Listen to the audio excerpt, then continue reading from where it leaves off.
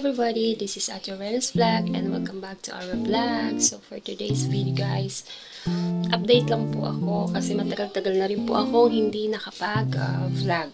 Kasi nga po, nandito pa rin po ako sa Bataan at may inaasikaso po ako for my health po.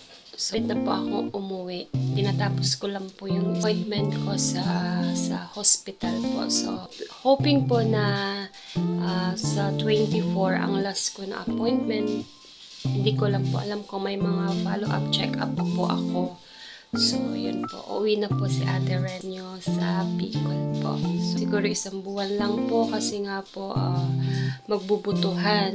So, babalik na naman po ako dito. Yun, inaabot po tayo ng kalungkutan sa buhay. So, yan po. Kasi nga po, syempre, hindi mo maiwasan na isipin yung mga bagay-bagay na pag tumatanda po pagka tayo. Madami po akong nare-realize habang nagkakaedad po. Siguro hindi lang po ako yung may gano'n na may gano'n na pag-iisip. So, yun po. Pero okay na po ako kasi nandito naman po yung mama tsaka papa ko. Pinipigilan ko po. Gusto na nga po nila na umuwi pero syempre mahina ang Ate Rena nyo.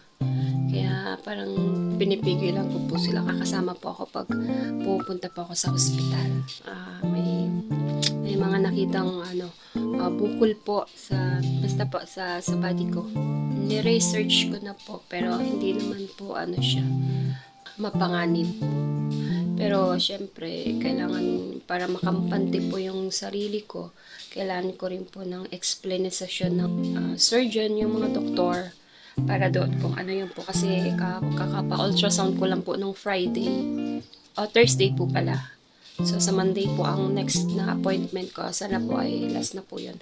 So, every 6 months po ay magpapa-check up po si Ate Rena nyo lagi.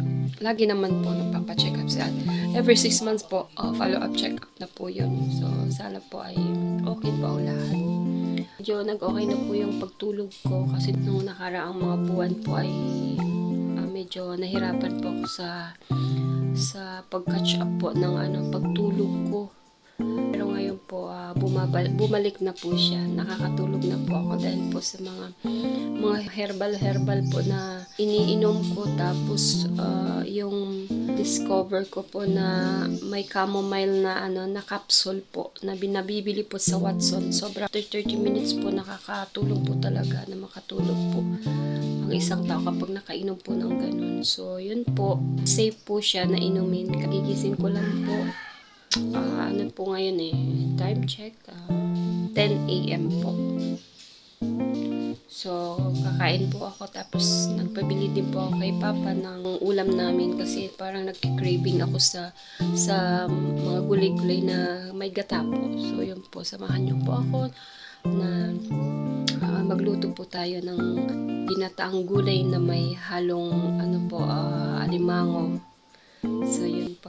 Alimango, sibuyas, bawang, siling haba, black pepper, tsaka gata po. Tapos yun, kalabasa, at tsaka instead of sitaw, ito po yung gamitin ko kasi hindi ko po nailista. Ito yung pambihon na nandito sa ref. So, ito po. Nalimutan ko po ang sitaw na ilista. Buti na lang may ganito. Okay na din po yun. Tapos, ito po. Saing po kanina, so kinuha ko po yung pangalawang hugas ng bigas.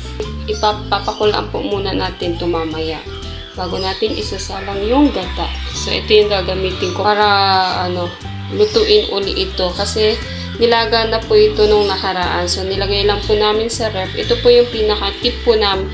Ang tip ko po sa inyo, ilagain nyo muna po kapag binili nyo po, lagain nyo muna po ito para yung taba po ay hindi mawala kung sakaling mataba yung mga ganito nyo po na nabili. Yung taba po ay nawawala daw po. Yun po ang sabi. So, tara po ay start na po tayo. Kasi 10:30 na po ay.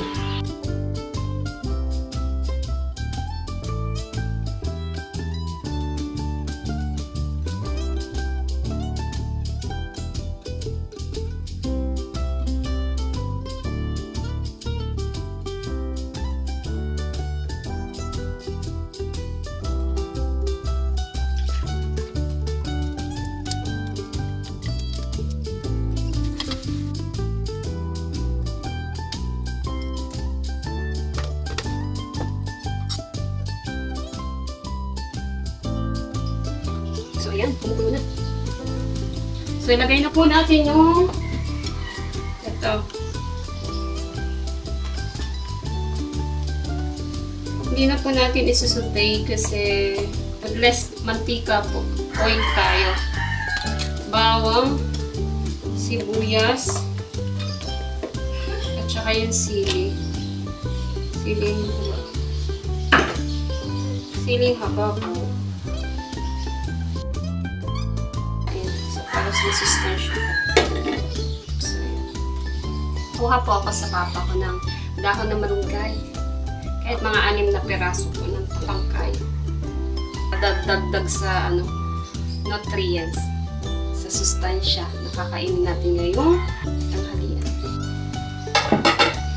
Uy, medyo tuyo na mga atis kuyas. Hindi natin black pepper. Ayan. Ayan, kita nyo. Bango. Dahil sa ganyan lang po. Para hindi na po tayo gumamit ng mantika. So, ganyan lang po. Lagay na po natin itong kalabasa.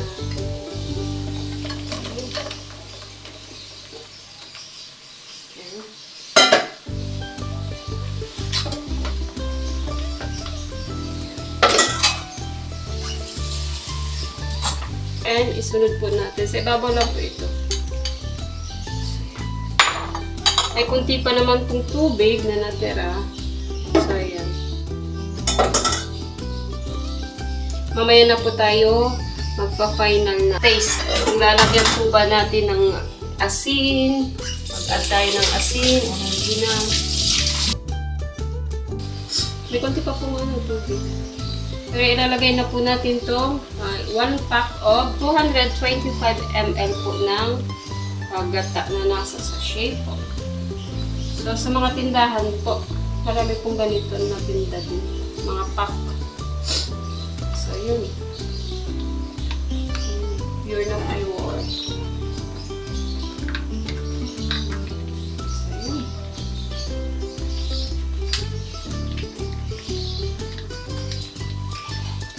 Alisin natin. Lagyan natin ng kunting tubig.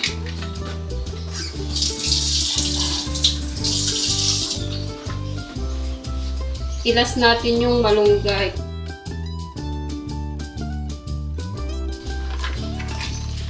So, yun. Itapisin nga natin. Medyo sa gabal. Sa pamumuhay. Maliit lang kasi yung mini kitchen ni Cherena. So, yun. Taba ng mga ka-atis ko. Yes, tingnan nyo. Ang taba. Ano? Ang taba ng imang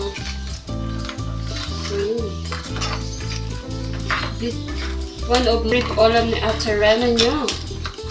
Ito yun. Sa probinsya, yung gata, libre. Sa amin. Dahil pag may mga nyugan. Dito, mahal ng gata. 35. So, ayan. Pakulalang natin ng konti. Hindi, lulutuin natin siya. Lagyan natin ng ganito. Isang piraso. At gusto kaya maanghang. Parang walang sipa. Tok, tok, tok, tok. Ay, nabutas na.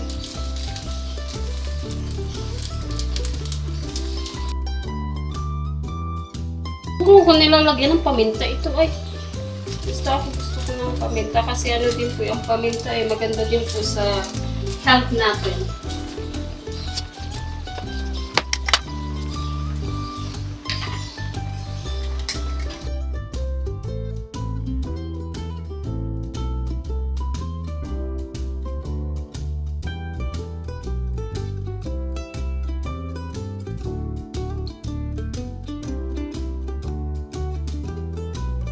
Tcharan! Tingnan natin. Wow! Ano nangyari? Umano yung gata. Dito na yung gata. Salagay na po natin to. Madali lang naman po ito ay. Yung malunggay. Ayan. Lagay na natin. Ayan. Ayun, luto na rin. Saktong-sakto. Pero sabi nila, wag daw aanuhin yung malunggay.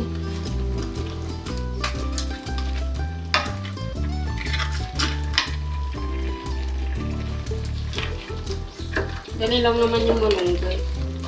5 minutes lang ng malunggay. Okay yun.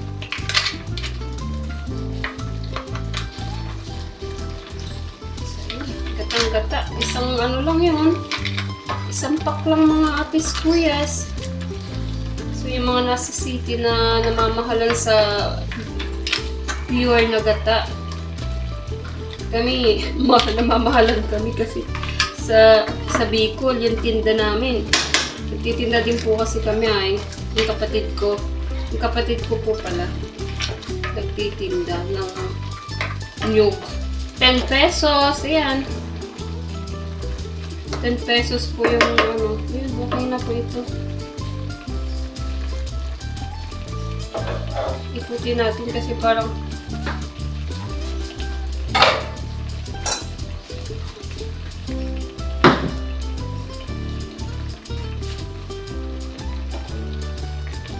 iikot natin kasi para ano, balance po ang ating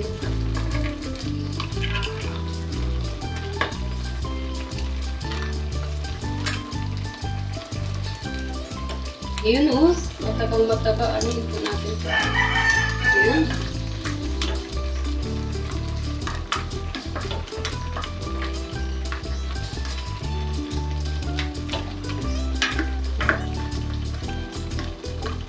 So, ayan. Tapos na po ang ating ginataang kalabasa. Ginataang kalabasa na may malunggay at saka bagyo beans. Instead na string beans. Yung sitaw. So, okay na din po. Uy, ang tamis. Ang tamis mga atis kuyas. Ang sarap, matamis-tamis.